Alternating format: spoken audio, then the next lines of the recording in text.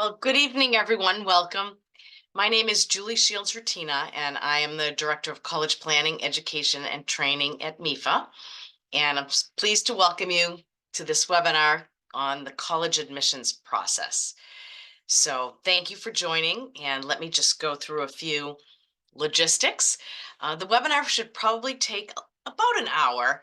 I have a lot of slides and information, but I will also answer your questions. So if you have questions, just put them in the Q&A section on your screen, and I will certainly get to those. I may pause a couple of times during the webinar to make sure that everyone is sort of on the same page, and then I'll definitely follow up when we're done with the slides and answer your questions. So don't be shy about that. What else can I tell you?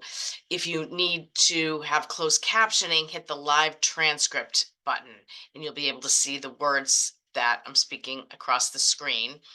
If you do need to leave, of course, go on with your life.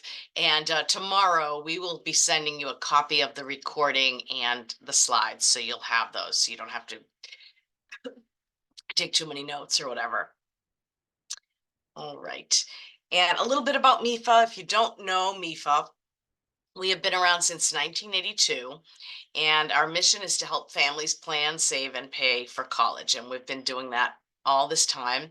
We have low-cost loan programs if families need that type of financing to cover college costs.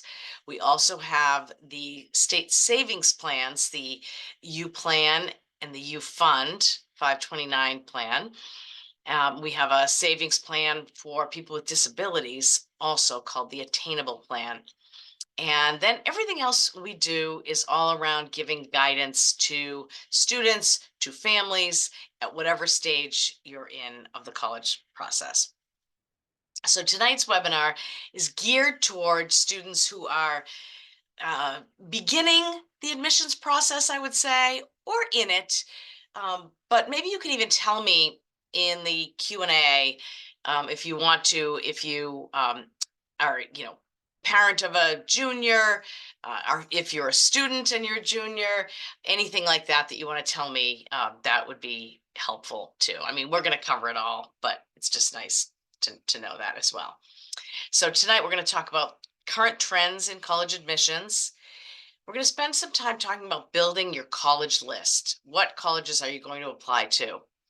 And then we'll talk a little bit about campus visits, the application process, and we'll touch on financial aid.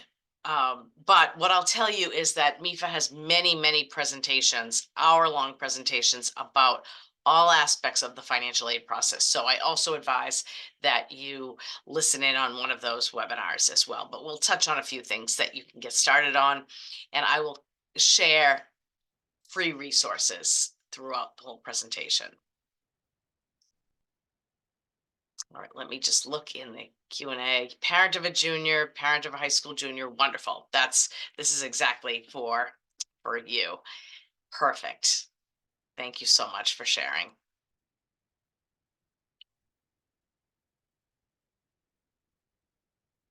All right. So what are the trends these days? So one is just that students are applying to a greater number of schools than ever. And one reason for that is there's the form you've probably heard about called the Common App, where a student can complete one form for admissions and send it to a number of schools, which is really, really helpful in this process. And so for that reason, it does make it easy for students to apply to more colleges. So that is a trend. And one other reason is that some colleges have become very competitive.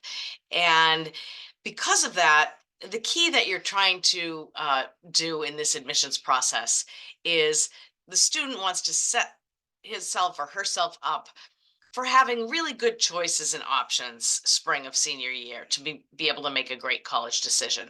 So you just don't want to put all your eggs in one basket, for example. So that's why applying to a greater number of schools has also become important, because you can't guarantee. There are some colleges that just receive so many applications and it's very competitive. So students want to make sure that they are applying to a number. One thing, I don't know if you've heard this term called demonstrated interest. That has become a bit of a factor in college admissions, in that what that means is that because students are applying to more colleges than ever, when a college receives an application, unlike years ago, where if they received an application from a student, they could assume, wow, this student really wants to attend here. Sometimes a college is not so sure about that because students can so easily add a school and send the application. So demonstrated interest just really means that the student has made some effort to connect with the college and with the admissions office. And that sort of lets the college know, okay, the student really is interested. They didn't just throw this on at the end when they were finishing their admissions applications. And we'll talk about some ways to do that throughout the presentation, but for sure, um, visiting a campus or attending an online admissions presentation, asking a great question of one of the admissions officers, meeting them when they visit your school or at a college fair, all of those things can demonstrate your interest in the college, making that connection. But I'll also say there are some colleges that are so competitive that they can't keep track of that. So this only works at certain institutions. Social media plays a big role these days, and it is mostly really positive. So colleges now have social media accounts, and students can follow them, you know, and learn a lot about what colleges are doing from their different social media accounts. So that's a great way for students to get information. The one side of social media that I'll mention is that for students yourselves, just make sure that all of your public profiles are such that you don't mind if a college admissions person looks at them. You don't mind if a future employer looks at them. Just make sure that everything that's public out there about you is exactly as you would want it to be. Um, Cost is a big factor. And, it has been for years. College, is expensive. And so that is a cost, a factor for families. And the good news about that is it should be. You want to have your student wants to choose a college that is great academically and socially and geographically, but also that's affordable for the student, for you as the parents. So it's good that people are paying attention to cost. Um, One really great thing that came out of the pandemic is that colleges during that time couldn't have anyone on campus. They couldn't have campus visits. They couldn't have in-person events. So they added all kinds of virtual online events and ways for students to connect, and they didn't take them away. So now there's so many ways that um, students can be online connecting with a college across the country for even a tour, or anything like that. So that's really been helpful. There are more test optional schools, meaning more colleges are not requiring the SAT or ACT exam for admission. And because there are more test optional schools and students don't have to take the SAT or ACT to apply for admission at a number of schools, that means that more students are applying to more schools, right back up to that greater number of schools, and that results in more selectivity. So colleges are, uh, yeah, are selective, and that's why students need to make sure you don't put all your eggs in one basket. And that also can create longer wait lists because it just means that many, many qualified students are applying to many colleges. All right. One other big, just general piece of information is that you want to stay really organized with this process. Now, MEFA has this college application manager. You can download that and use it, or you can just create your own spreadsheet. or you can use another tool that you have on your computer or on your phone. I've seen people put whiteboards in their kitchens. Um, Whatever you do, you just want to stay organized. There's a lot of fun parts of this process and a lot of details, and you just want to keep track of deadlines, both for admissions and for financial aid. You want to keep track of what materials you're sending to each college, all of that. So just stay really organized with it. And so the fun part really at the beginning is to research colleges, find which colleges the student wants to apply to. And there are so many ways to do that. And one way is to just even start online using some of these websites. There's one called College Navigator, and that's a federal site where a student can put in information about themselves. I would like to apply to colleges in New England. I would like to apply to big public institutions, flagship universities in New England, and narrow the list. There are so many colleges, so many wonderful colleges and opportunities that it's kind of nice for a student to narrow the list. Maybe the student says, I want an engineering program. Put that in, it's going to narrow the list of schools that the student can look through. And then you get all kinds of information like this of where it's located. Is it public? Is it private? What's the graduation rate? What's the average annual cost? What do graduates earn? All kinds of things like that with maps. And so these tools are really great to get a student started. And there's another one called College Scorecard that also gives a lot of data about these institutions. The College Board has a website, bigfuture.collegeboard.org/college search. Another great place to look. And MEFA has our own tool, mefapathway.org. You can set up a free account and search colleges within that account. So that's just a great way to start to get a big list and go through, and maybe students will see some colleges they haven't heard of before and begin to explore more. And then you want to visit college websites online and just gather as much information. Keep an open mind. If your counselor talks to you about a college, look into it, research it. And you might be surprised at the number of great options you have out there. And what do you want to be thinking about when you're considering colleges? Well, you want to consider the institution's size and location. So, do you want to stay close to home? Do you want to be a short ride from home? Do you want to go to the other side of the country? Do you want to be in a city? Do you want to be in a rural area? All of those things you want to think about. You may not know those answers up front because how do you know?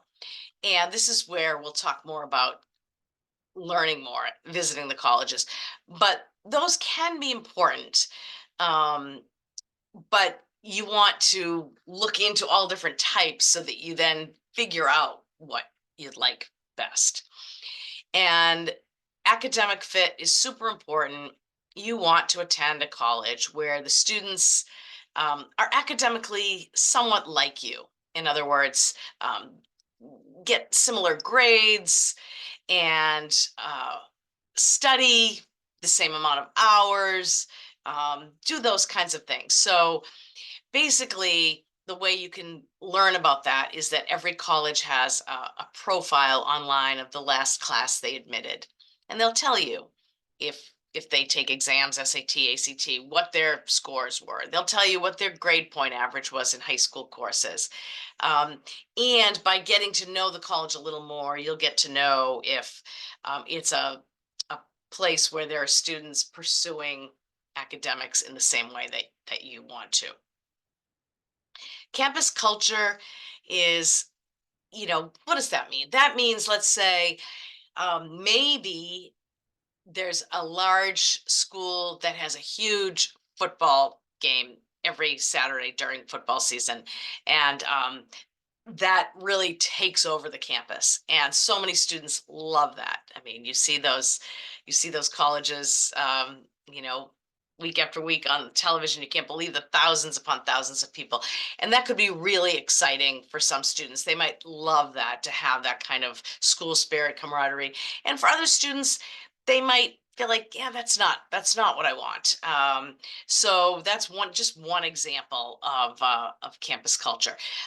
You know, a campus could have sort of a religious bent to it, and maybe that would bring some culture to the campus. So getting to know those pieces, and that would be maybe by talking to admissions folks or talking to students who attend those colleges.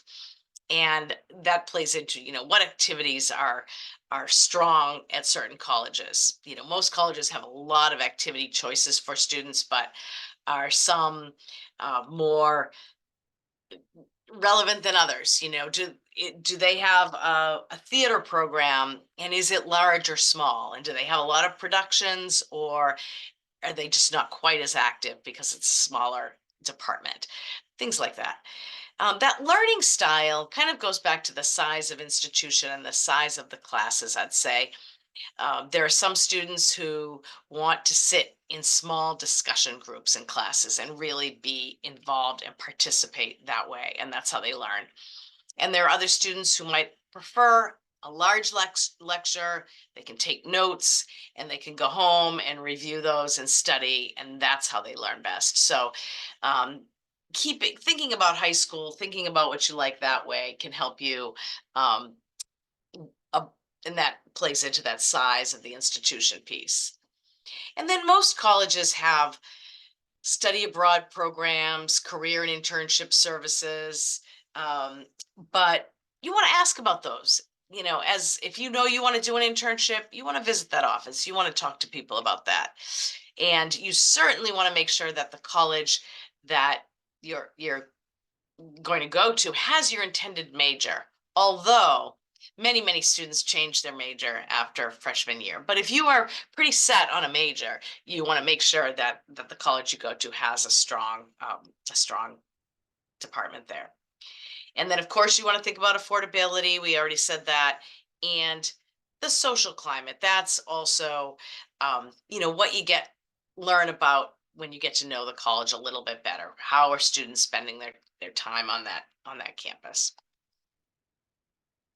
And as far as getting to know a college, you can go on an informal visit anytime and just walk around campus, maybe attend an event, see what the students are doing. Are they outside? Are they together? Are they studying? What's the dining hall like?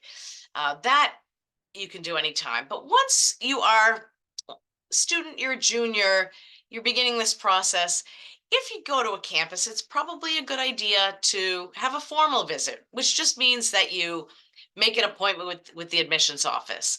And you can do that online usually and sign up, and you might just make an appointment to attend an admissions overview and maybe sign up for a campus tour.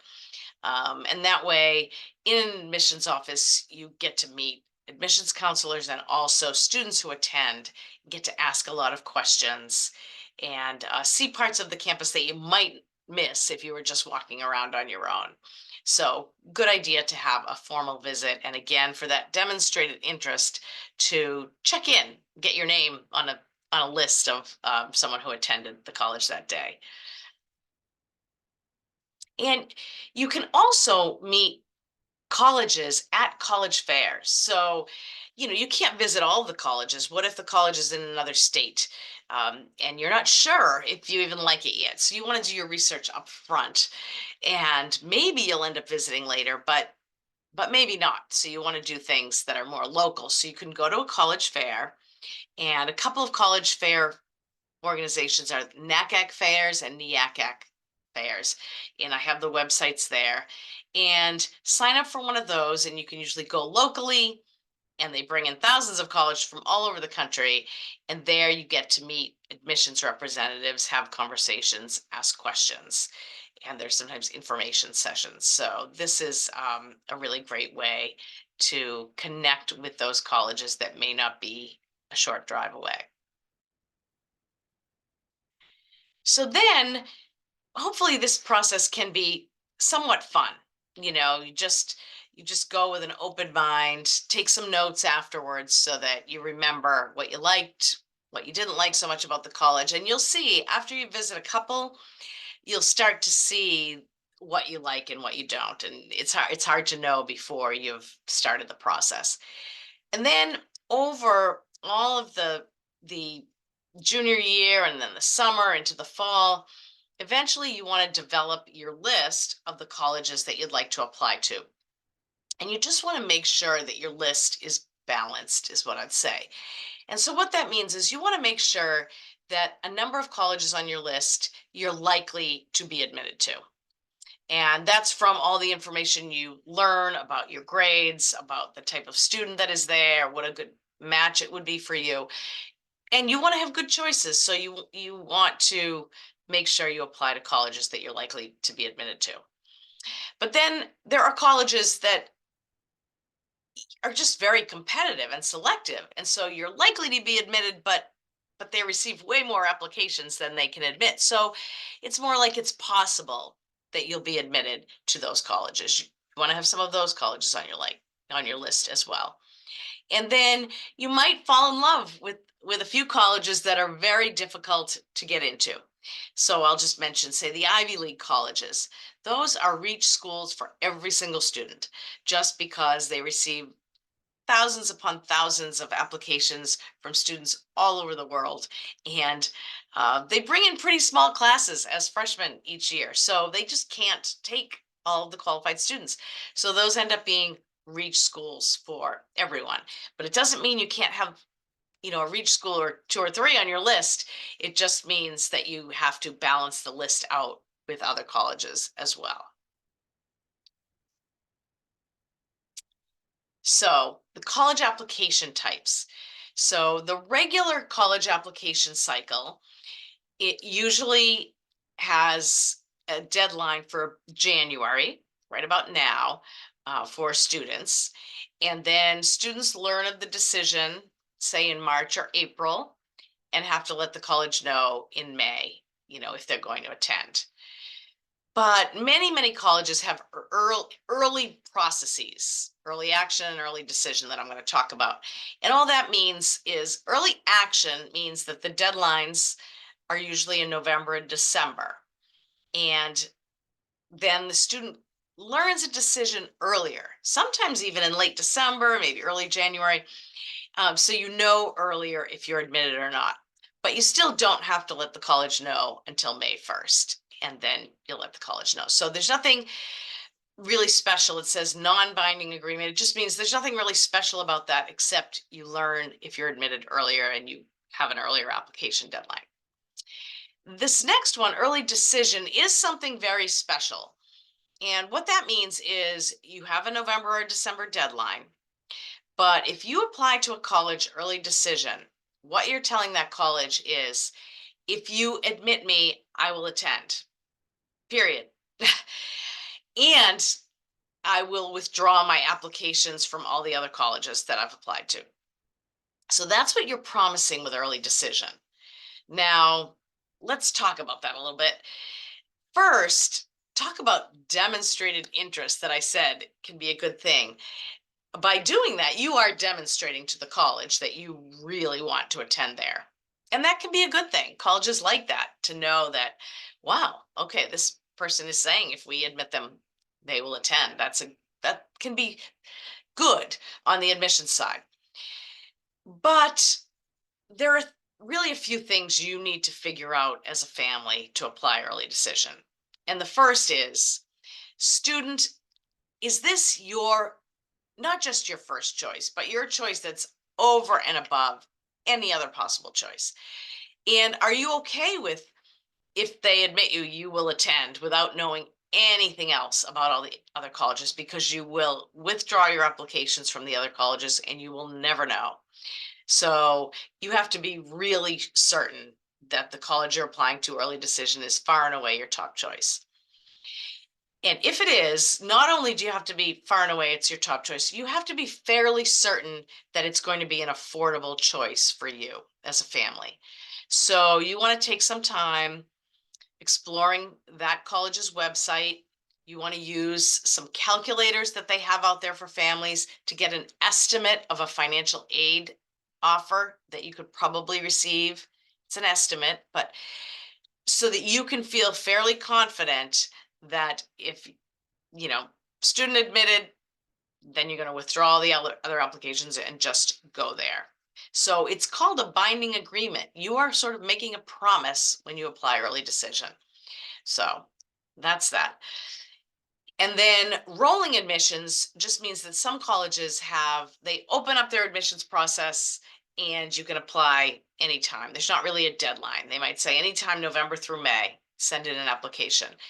In those cases, if you're sure you want to attend, I would suggest that you apply earlier rather than later, for all kinds of reasons, but even financial, to make sure that in that case, since there's no deadline, you want to make sure you are eligible for any financial aid that they have.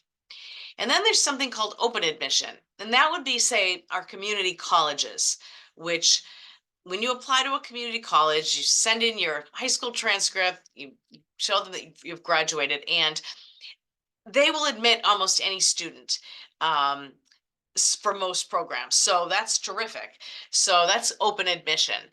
And the only thing you can't count on is they just can't promise for every single program at that college. If they have a nursing program or something, which might have limited numbers, it's not a guarantee you'll get into the nursing program. But other than that, community colleges will usually admit all students. So that's a great thing. And that's something to know. If, just say you struggled in high school and your grades aren't really where you want them to be, you could go to a community college, get all of your prerequisites out of the way, and then go on to a 4-year after that. Or not. You can also, there are plenty of job and career paths for a 2-year college graduate as well.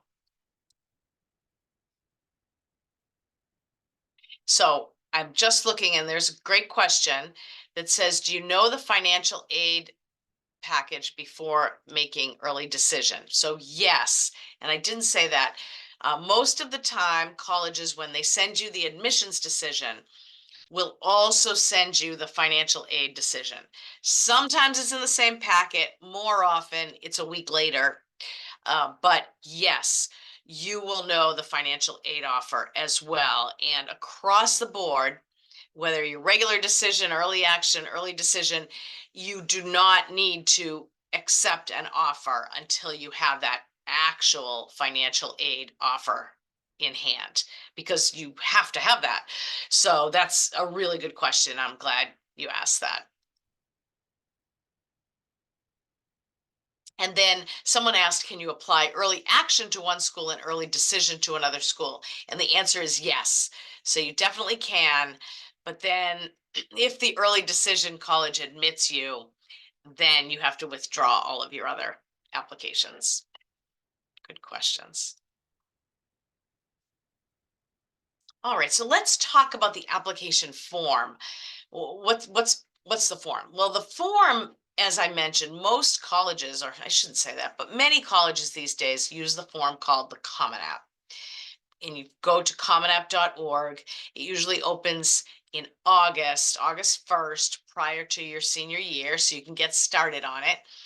And it's an online form, and you complete the one form, and then you can send it to any college that accepts the Common App. It does make it nice and easy. And it also can keep you organized. When I mentioned organization, for all of the schools that accept the Common App, you'll be able to see where you are with things and what's missing and all of that. So that can be nice. And then there are other applications like that. There's the Universal College app, and you see the website there, and there's the Coalition app.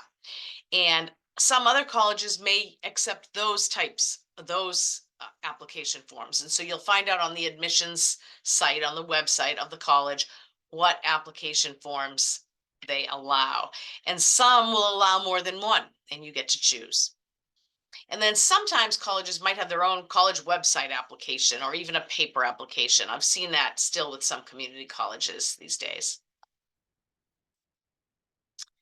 And then, so every college is going to have an application of whatever type, and then some of these other things. So almost all colleges will have an application form, will have you submit your high school transcript.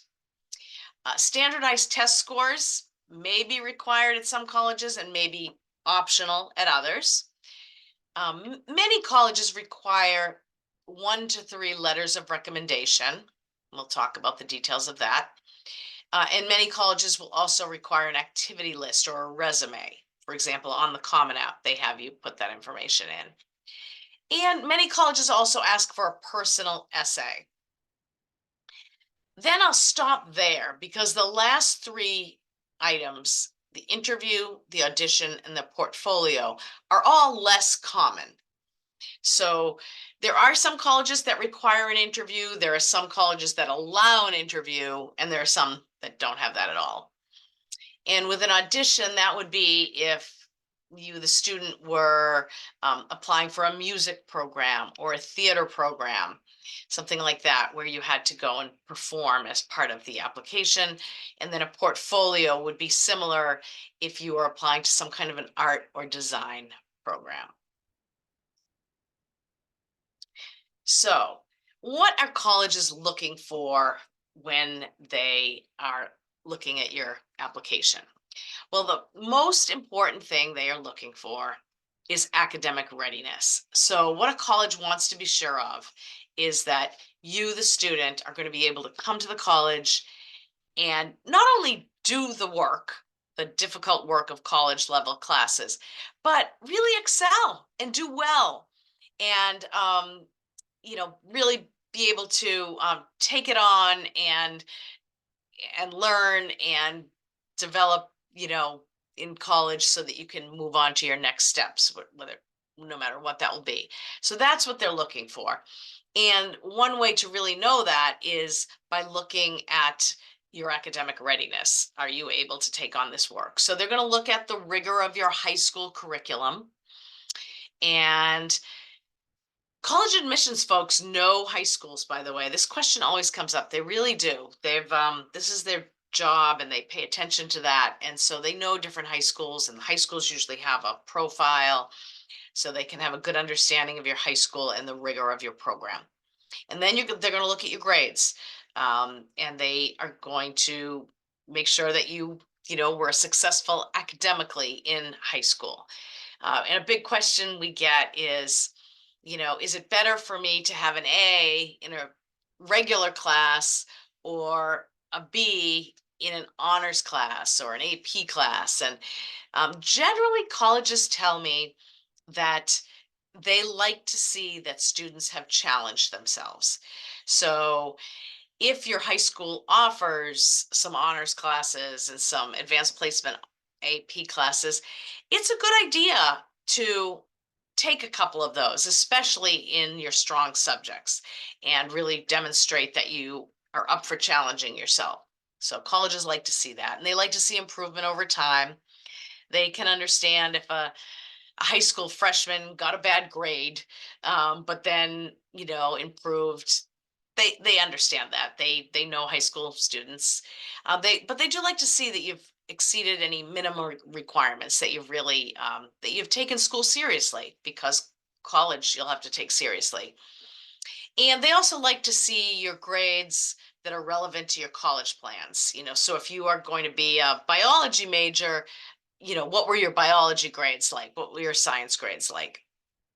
And it's a good idea. You can Google the scale of admission from Massachusetts public colleges and universities, just to see what grade point averages are required at the different institutions, and how they can be offset with standardized tests sometimes. So you can look that up. And so then there's a question, does the college see AP exam results? So sometimes at this stage, they may not see all of the exam results because the student may be still taking classes and hasn't taken the exam yet. If if you have taken the exam and you have the results, you can put that in there and share that with them. But if not, they may just see that you're taking the class, and that's okay too.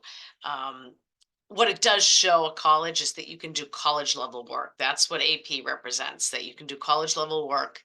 And then eventually, once they see the grade you got on the exam, that will help them think about, can you place out of an intro class in that subject or something like that. So that may help you, depending on the grade you got in that AP exam.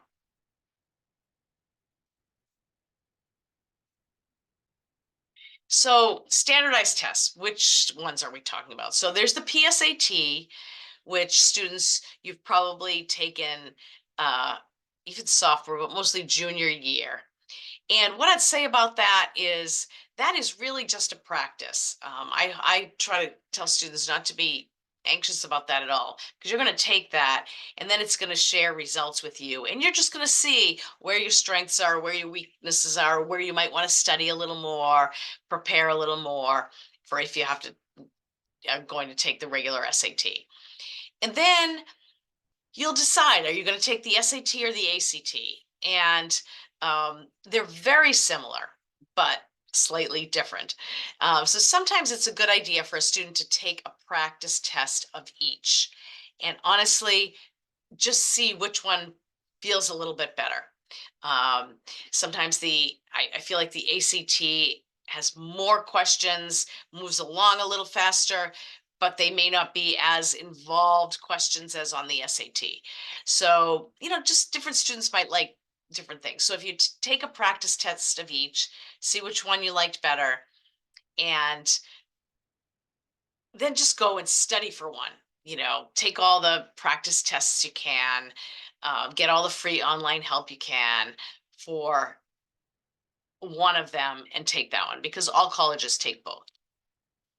And then the AP exam, those are offered by a lot of high schools, where you can take an advanced placement class and at the end you take an exam to just demonstrate your knowledge. And again, if you take that exam, that's great. Then a college gets a sense of um, if you could place out of an intro class, and they can see that you can do college level work and that you excelled at it. So that all looks really good in the admissions process. But again, there are over 1,800 test optional schools now. So you can go to that fairtest.org and see if you need to submit a test score. And what I'd say with test optional schools is, if your test scores are higher than sort of what the college is saying their last year's class test scores were, by all means send that test score if it's a real positive to your application. If it isn't, and it's a test optional school, you might want to just leave that off the application to that institution.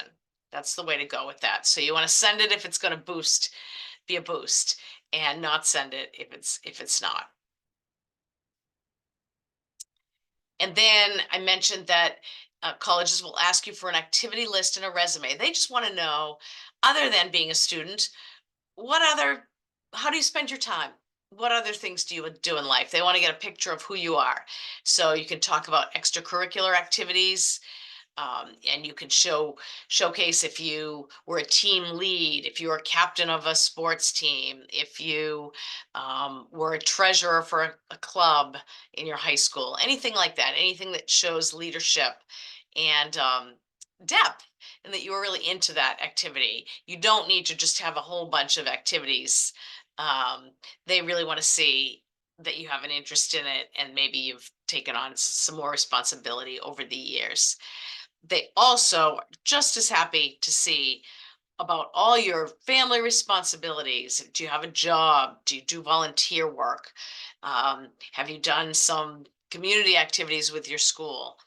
Anything like that, they just want to see who you are outside of the classroom. And then the essay. So the essay is a place in the application where you really have some control. So, your grades are your grades, your activities are your activities at this point.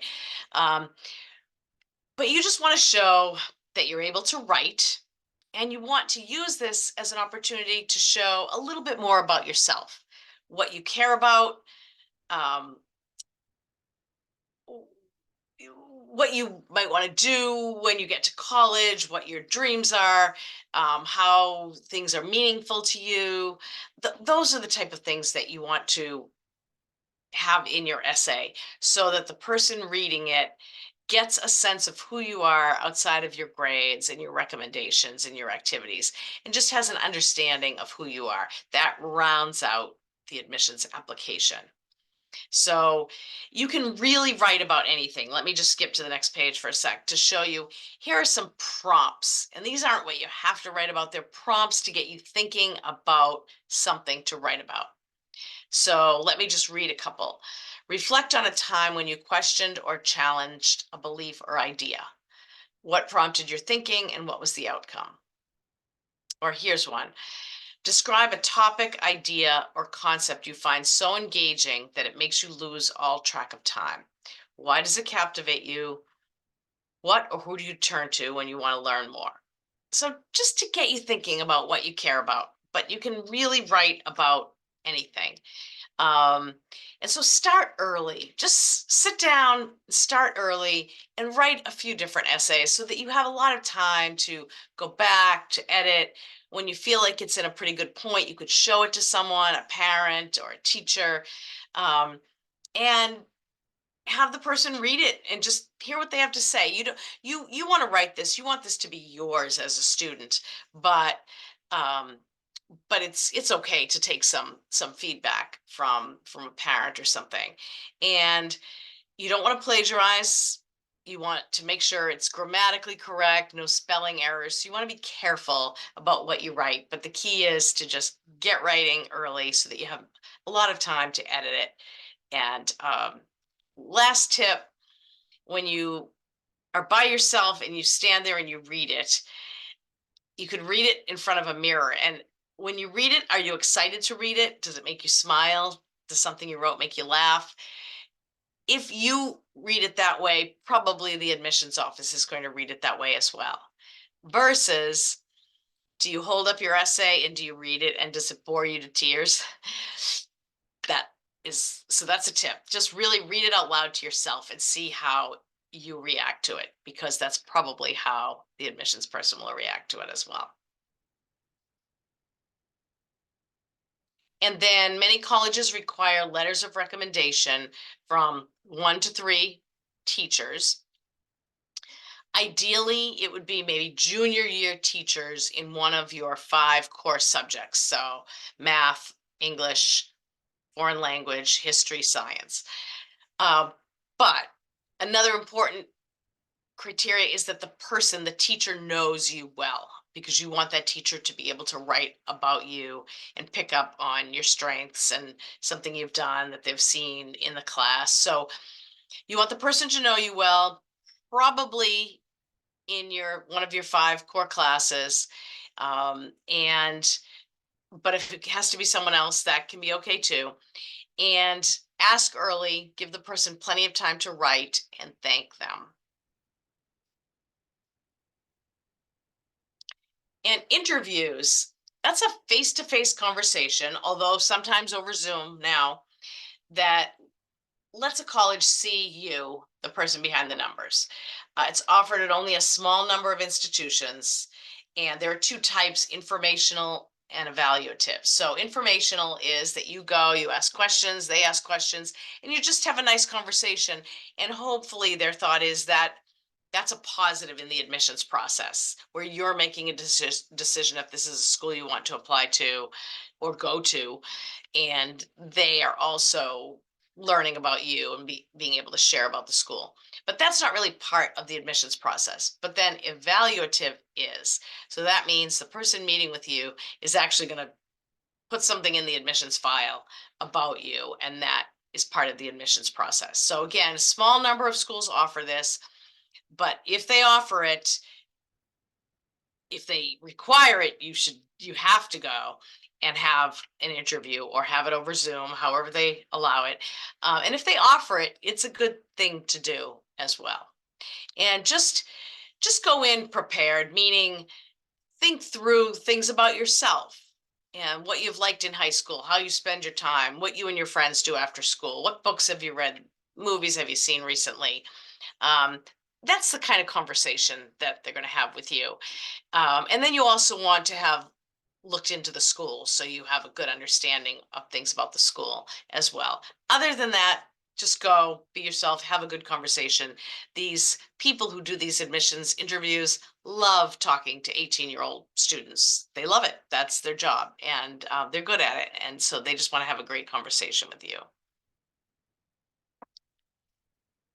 So then the admissions decision, I'll just take a sip of water, and if there are any questions so far, you can put them in the chat, and then we'll move on to the admissions decision.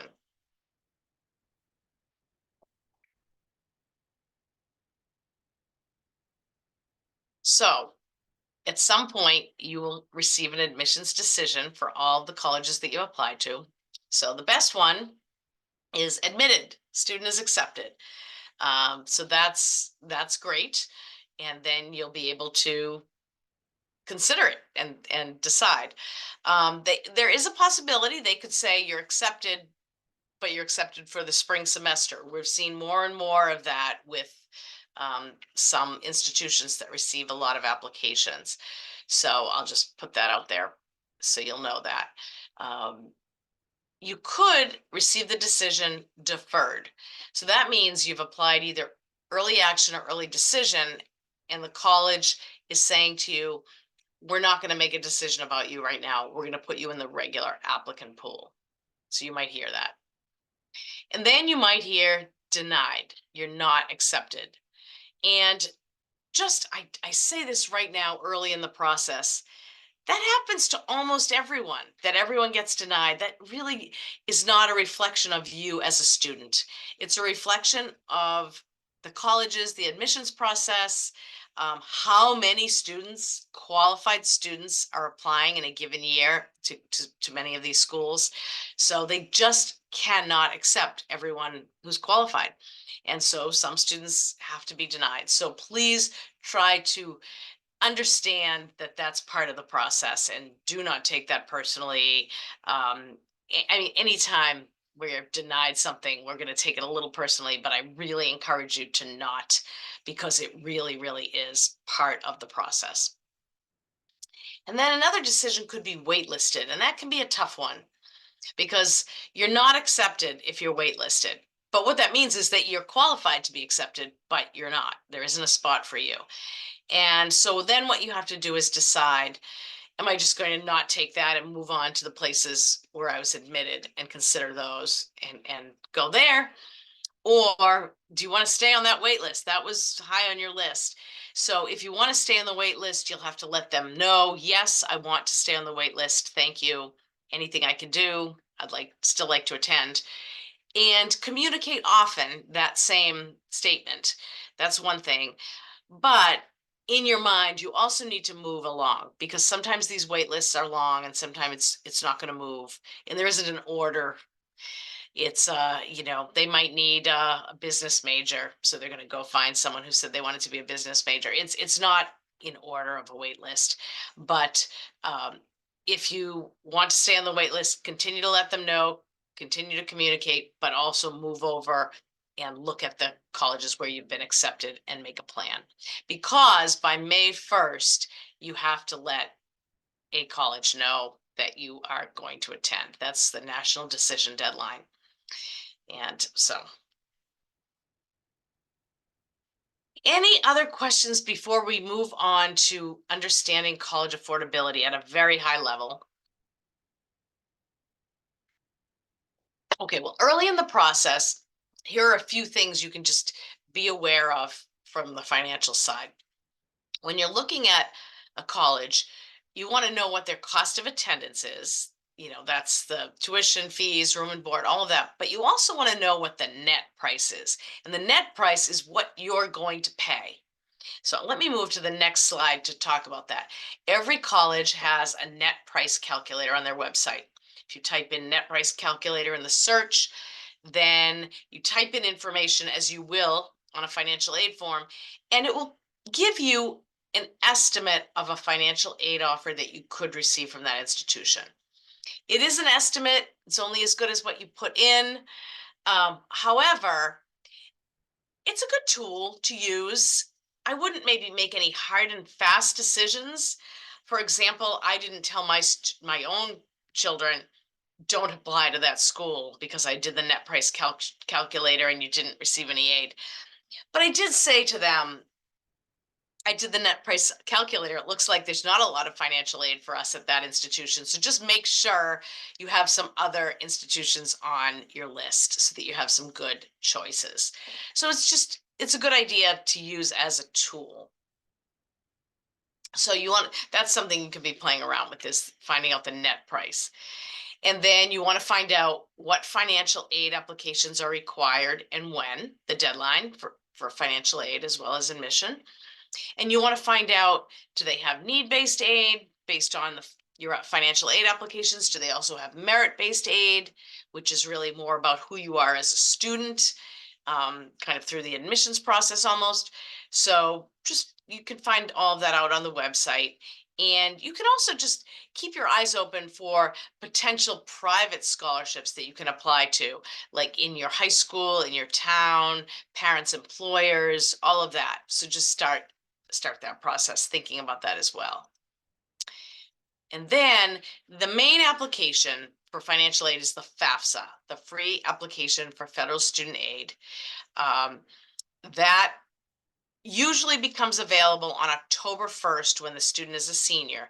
This year, it has been delayed because the whole FAFSA form has been revamped.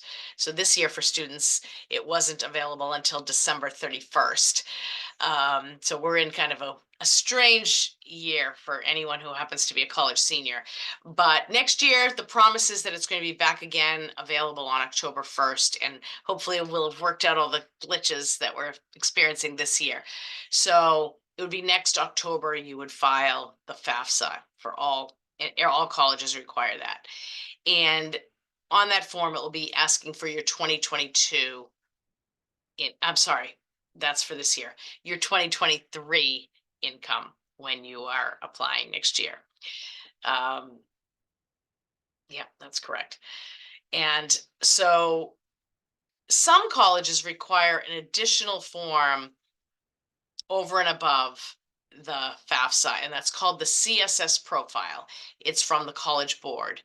And so make sure, if a college requires that, make sure that you're also going to submit that form, and you find that form at College Board. And sometimes colleges have their own specific financial aid application, so you can look for that on a college website as well. But the key, and I said it at the beginning as well, is MEFA has all kinds of financial aid webinars, so please join one of those going forward so you can learn more about financial aid and the application, especially in the fall of senior year. We'll be able to give you lots of detail. A few other websites you might want to look at. Mass Transfer is a program here in Massachusetts where if a student starts at a community college and then transfers to a four-year, you could have huge cost savings, guaranteed credit transfer, tuition freezes, tuition credits. So check out that website. And another website is the New England Board of Higher Education website, and it's the Tuition Break Program. And that's a program where if students attend certain programs in public institutions in neighboring states, that they could actually not pay out-of-state tuition, but instead pay Massachusetts in-state tuition, even though they're attending out of state.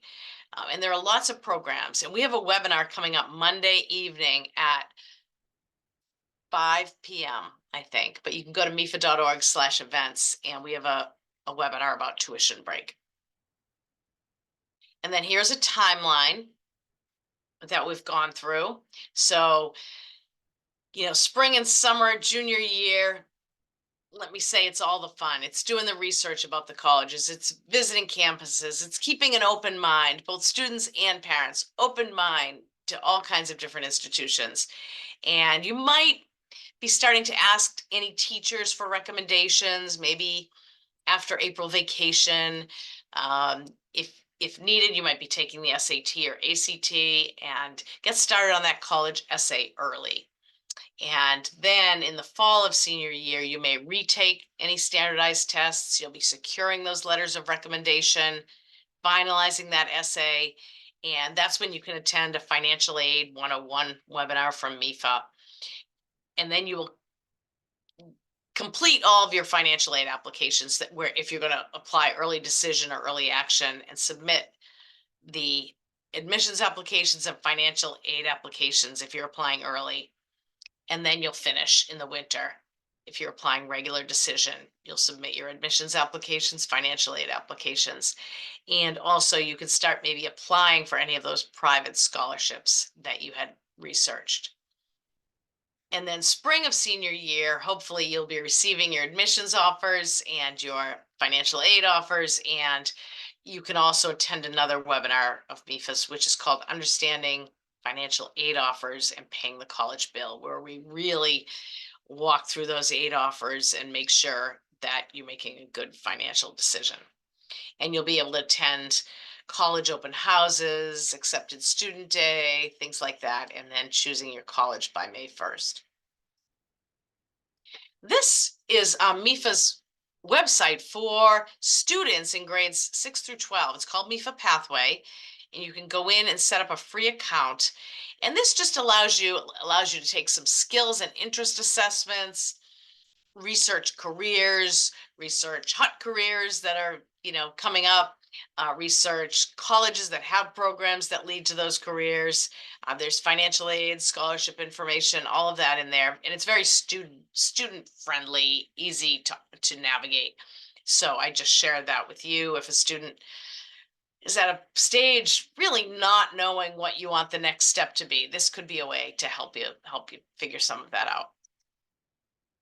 So sign up for any more MEFA events as you see them coming along. Do all your research of colleges and start creating that college list. And here are all our social media handles. Stay connected to us. We put a lot of social scholarship information out on social media as well. And if you have any questions, you can always call MEFA. You can email us, and we're happy to answer any of your questions, short or long or detailed or whatever. So I'll go back just to show you the social media handles again, and I'll ask, are there any questions?